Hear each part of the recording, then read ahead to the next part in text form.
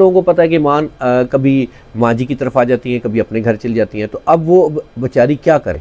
तो इसलिए ये कहा था कि उनके अकाउंट जो हैं वो बंद हो सकते हैं। उनकी वायलेशन करेंगे तो वो अकाउंट बंद होंगे या बैन होंगे या डिलीट होंगे। ईमान अपने घर में नहीं टिकती, ईमान अपनी माँ की तरफ क्यों चली जाती है और ये सब कुछ क्यों है, वो अपने घर में कब आएगी, ईमान कब आएगा, ईमान कब आएगा। तो उन्होंने हल्की सी बात कर दी, भाई पता नहीं अब वो कब आएगा, बैठ ही गए हैं, पता नहीं कब आएगा। ईमान को और केवान को रजब भट्ट के पास चल जाएंगे।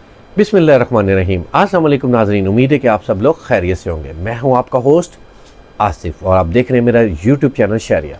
तो नाज़रीन, आज की वीडियो जो है वो स्पेशली मैं इस वजह से बना रहा हूँ कि बहुत सारे लोगों के मैसेजेस आए थे, और एक तो वो रजब भट्ट के व्लॉग के हवाले से कि उनका व्लॉग क्यों नहीं आ रहा, दूसरा ईमान के हवाले से कि वो अपने घर से अभी तक वापस क्यों नहीं आ रही, और कल का एक जो व्लॉग था उसके हवाले से भी काफ़ी सारे लोग जो है वो काफ़ी सारे परेशान हो गए कि अब रजब भट्ट का जो है वो अकाउंट, वो यूट्यूब चैनल और सोशल जो है अकाउंट्स वो बैन हो जाएंगे, ये हो जाएंगे। तो मैंने सोचा कि मैं आप सब लोगों को क्लियर कर, और जो मैंने कुछ वकीलों से जो बातचीत की थी वो तमाम चीज़ें मैंने आप लोगों के साथ शेयर की थी। उस सिलसिले में मैंने सोचा कि मैं आप लोगों के लिए एक छोटा सा एक व्लॉग बना दूं ताकि आप लोग जो इतने सारे सवाल हैं वो एक ही व्लॉग में आप सब लोगों को मिल जाए।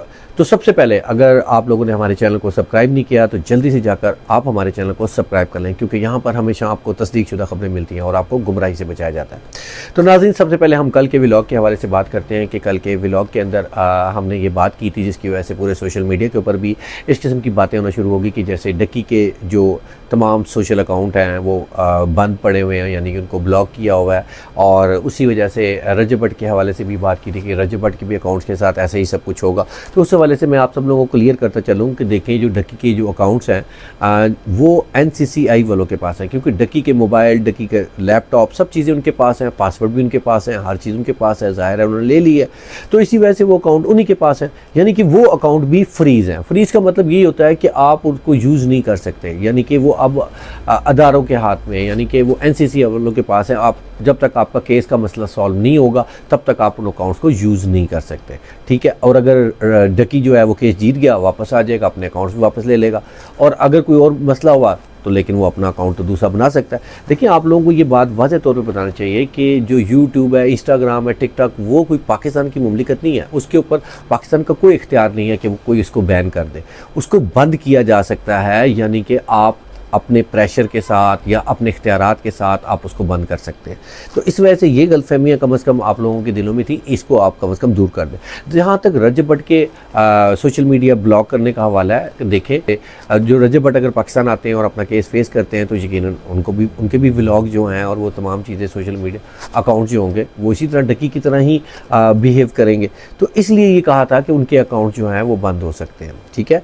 ऐसा कोई चक्कर नहीं है कि कोई भी पाकिस्तान का ऐसा अदारा नहीं है कि जो उनके अकाउंट को यहाँ से बैन कर दे। आप लोगों को याद होगा कि कुछ अर्सा पहले पाकिस्तान की अदारों ने जो 27 यूट्यूबर थे उनके अकाउंट्स बैन करने के लिए हाई कोर्ट में एप्लीकेशन दी थी और फिर वहाँ से अप्रूव हुई थी। उसके बाद उनके अकाउंटों को ब्लॉक किया गया था। ब्लॉक का मतलब ये कि आप वो पाकिस्तान में नहीं दे सकते।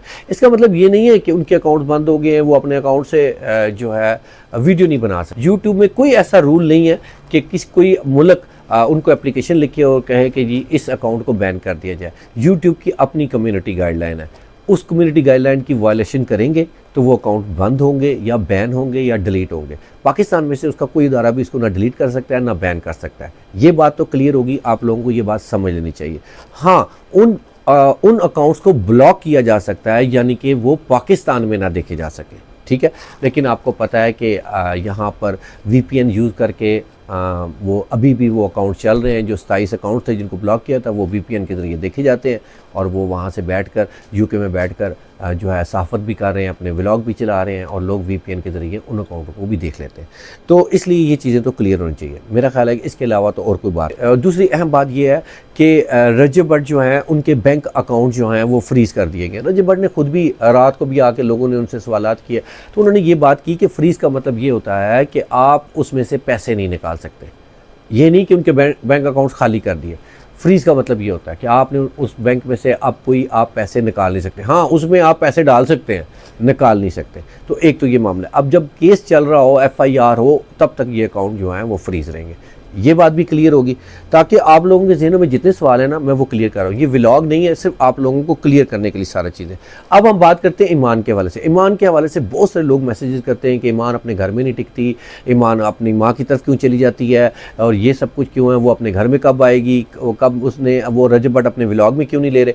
देखिए सबसे अहम बात यह है कि आप लोगों को मालूम है कि उनका जो बंदा है यानी कि उनका हस्बैंड जो है वो यूके में बैठ, तो आप लोगों को पता है कि ईमान कभी माँ जी की तरफ आ जाती हैं, कभी अपने घर चली जाती हैं। तो अब वो बेचारी क्या करे, जाहिर है उसने कुछ वक्त अपनी माँ की तरफ गुजारना है, कुछ वहाँ गुजारना है। अब माँ की तरफ जाती है तो वहाँ उनकी बहन है, ठीक है, आपको पता है बहनों का आपस में कितनी अच्छी जो है बॉन्डिंग होती है। अब यहाँ पे हस्बैंड तो है नहीं है, अब माँ जी हैं, माँ जी कभी कहीं चली जाती हैं, माँ जी ने जो है बाहर भी जाना है और कुछ फंक्शंस भी अटेंड करने होते हैं, लेकिन वो माँ जी उस तरीके से तो जाहिर है देखभाल नहीं कर सकती ना। तो देखिए माँ जी जो हैं वो माँ जी और बाबा जी हैं और सलमान होता है, तो वहाँ पर और कोई नहीं है। तो इसलिए फिर वो जाहिर है कभी इधर चली जाती हैं, कभी उधर चली जाती हैं, दोनों घर उसके अपने हैं, तो इसमें कोई इशू नहीं है, ठीक है।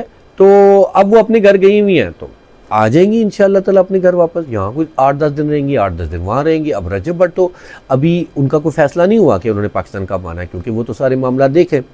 और तीसरी अहम बात यह कि रजब भट्ट का व्लॉग क्यों, उन्होंने एक मैसेज टाइप कर दिया कि 2 दिन आप इंतज़ार करें, 2 दिन तक मेरी गैर हाज़िरी है और मैं ज़िंदा हूँ। अब वो ज़ाहिर है इस तरह का मैसेज कर देते हैं। अब उनके फैंस भी कमाल हैं, यकीन करें इतनी मोहब्बत तो मैंने कहीं भी नहीं देखी। लोग क्या कमाल की बात है, उनसे मोहब्बत करते हैं, छोटी सी बात से परेशान हो जाते हैं। देखिए आप सारी दुनिया के फ़ैन्स होते हैं, ठीक है, और आप रजब भट्ट से इतनी मोहब्बत करते हैं, प्यार करते हैं, ज़ाहिर है आप उसकी छोटी सी भी बात को दिल पे ले लेते हैं। बहुत छोटी छोटी बहनें हैं जो बहुत परेशान हो जाती हैं। और मैं ये बात क्यों कर रहा हूँ, क्योंकि मुझे मैसेजेस आते हैं, मुझे व्हाट्सएप के ऊपर मैसेजेस आते हैं, और मैं जब वो मुझसे सवाल पूछते हैं, क्योंकि आप लोगों को पता है कि कोई भी ऐसी बात होती है, कोई ऐसी अहम बात होती है, मैं फ़ौरी तौर पे मालूमात लेके आप लोगों को फ़ौरन बता देता हूँ। जैसे कि उनके सर के ऊपर चोट लगी थी, तो उनके फोरहेड के ऊपर चोट लगी थी, मैंने फ़ौरी तौर पर ढूंढा, तलाश किया और फ़ौरी तौर पर मैंने मैसेज किया, और उसके बाद फिर मैंने वो वीडियो मेरे पास आ गई, और फिर मैंने जब मुझे इजाज़त मिली तब मैंने वो वीडियो आप लोगों के सामने लगा दी और आप लोगों को बता दिया कैसे चोट लगी थी। ज़ाहिर है डंबल की प्लेट जो है वो उनके लगी और शुक्र है उनकी आंख बच गई। तो वो फिर बाद में जब वीडियो लगी तो फिर सोशल मीडिया पे वो चलती रही, तो वो मैंने आप लोगों को अपडेट दे दी थी। आप लोग परेशान हो रहे थे, ज़ाहिर है वहाँ पर फेक न्यूज़ चल रही थी कि हमला हो गया यूके में, ये हो गया। लोगों को तो मौका चाहिए ना फेक न्यूज़ चलाने के लिए, तो इसलिए मैंने आप लोगों को आके क्लियर कर दिया। अब रजब भट्ट का व्लॉग नहीं है। अब देखिए रजब भट्ट का ज़ाहिर है कुछ टेक्निकल इश्यूज़ हैं जिसकी वजह से वो व्लॉग नहीं आ सका। 2 दिन का उन्होंने अगर वक्फ़ा लिया है तो कोई ना कोई इशू होगा। मैंने मालूमात लेने की कोशिश की थी, मैंने मैसेज भी छोड़े थे क्या वजह है, क्यों नहीं आया, तो उस वाले से अभी तक मेरे पास कोई जवाब ही नहीं आया। अब मैं अपने पास से ही यहाँ आप लोगों को छोड़ दूँ, क्योंकि मैं बहुत ज़िम्मेदारी के साथ आप लोगों के साथ बात करता हूँ, क्योंकि आप लोग मेरे पे एतमाद करते हैं कि मैं जो बात कहूँगा वो आप उसको 100% सच समझेंगे, क्योंकि भाई ये बंदा कभी आज तक झूठ बोला नहीं, सारी बातें इसकी सही निकलती हैं, तो ये झूठ क्यों बोलेगा। तो मैंने मालूम करने की बहुत कोशिश की, मुझे मालूम नहीं हुआ, लेकिन मैं अपनी जो तजर्बे की बिना के ऊपर एक आप लोगों को बता सकता हूँ कि रजब भट्ट का व्लॉग कुछ टेक्निकल इशूज़ हैं जिसकी वजह से वो नहीं आ सका। ऐसा नहीं है कि उनके वकीलों ने उनको मना कर दिया भी व्लॉग ना लगाएं, ऐसा बिल्कुल भी नहीं है कि NCC वालों ने कह दिया भाई वो गिरफ्तार होंगे तो ये सारे मामलात होंगे, उनके अकाउंट आपको व्लॉग आना बंद होंगे। देखिए ऐसा कुछ भी नहीं है, ना ही किसी NCCI वालों ने कहा है, ना किसी वकीलों ने कहा है, ना ही कुछ ऐसा है। कुछ टेक्निकल इश्यूज़ हैं, इंशाल्लाह आ जाएंगे।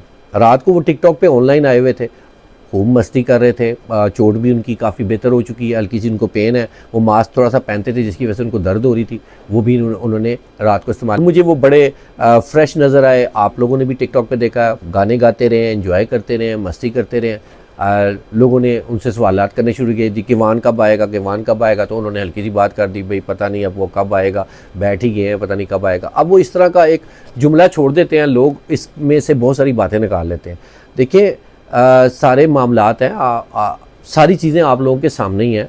अब आप कहते हैं कि बस आप लोगों के मुताबिक होना चाहिए, यानी कि हमारे इस सोशल मीडिया के ऊपर शरीका भी बहुत ज़्यादा है। जैसे कि शरीका होता है ना, आप शरीका समझते हैं, यानी कि ये रजब फैमिली है, ये प्योर रजब फैमिली है, यानी कि वाकई उनके ख़ानदान का एक हिस्सा बन चुकी हुई है और रजब भट्ट के साथ ऐसे जुड़े हुए हैं कि वो उनको भाभी समझते हैं, वो भाई है, और इसी तरह ये सारा मामला है। और उसी तरीके से जो ईमान के चाहने वाले हैं वो बहनोई समझते हैं रजब भाई को।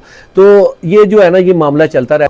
बाकी ईमान की भी इतनी फिक्र ना किया करें, उनका आना जाना लगा रहेगा। आ जाएंगी वो भी, ठीक है। आप लोग पता नहीं इतना वो शरीका लगा के बैठ जाते हैं, वो वहाँ क्यों चली गई है, उसको अपने घर बैठना चाहिए। भाई आप भी हो ना, आपकी भी शादी हुई हो और आपके हस्बैंड भी बाहर रहते हो, तो आप भी इस तरह चक्कर शक्कर लगाते रहते हैं, ठीक है। और आप कभी अपने घर पे कभी उधर, अपने ही दोनों घर हैं, लेकिन यहाँ पे पता नहीं शरीका बनाया हुआ है। और आप लोग ये दुआ करें कि तमाम मामला जो है ना वो ठीक हो जाए। रजब भट्ट पाकिस्तान आए, अपने केस फेस करें ये सारे मामला, क्योंकि रजब भट्ट ये समझते हैं कि जैसे मैं पिछली बार आया था और मैं प्री बेल ली थी और सारे मामला स्मूथ हो गए थे, यहाँ पे मामला वो वाला नहीं है। वो वहाँ पे जो केस थे वो अदारों ने नहीं किए थे, यहाँ पर केस अदारों ने किए, और अदारे जब केस करते हैं तो वो इसी तरह के होते हैं। अच्छा, बहुत से लोग ये भी कहते हैं कि जी ईमान को और केवान को रजब भट्ट के पास चल जाइए। देखें, जब इस तरह के मामलात इतने सारे हों, तो इतनी टेंस मामलात हों, अपनी बीवी को या बच्चे को वहाँ बुला लें और वहाँ इतनी टेंशन सूरत हाल चल रही है, कभी उनको किसी जगह जाना है, कभी कहीं जाना है, तो वो आप उस तरीके से वहाँ पे ख्याल नहीं रख सकते। जो पाकिस्तान में ईमान का ख्याल रखा जा रहा है, जो उसके घर वाले या इधर माँ जी रख रहे हैं, वो शायद कहीं और नहीं रखा जा सकता। तो रजब भट्ट की ख्वाहिश भी यही है कि ये मामला जल्द से जल्द सुलझ जाए। तो ये छोटा सा व्लॉग था, आप लोगों के साथ शेयर करना था। कोई ऐसी चीज़ नहीं है, कोई ऐसा मसला नहीं है, आप लोग बिल्कुल परेशान ना हुआ करें। इंशाअल्लाह ताला जो भी ऐसी कोई खबर होगी आप लोगों को देंगे। मैंने वो तमाम चीज़ें तमाम लोगों को सवालों के जवाब दे दिए जिन लोगों के मैसेजेस आए थे। ये व्लॉग सिर्फ उन लोगों के सवालों के जवाब थे ताकि आप लोग परेशान ना। बस ये छोटी सी वीडियो आप लोगों से शेयर करनी थी। अपना बहुत सारा ख्याल रखिएगा, जाते हुए चैनल को सब्सक्राइब और लाइक करना मत भूलिएगा। अल्लाह।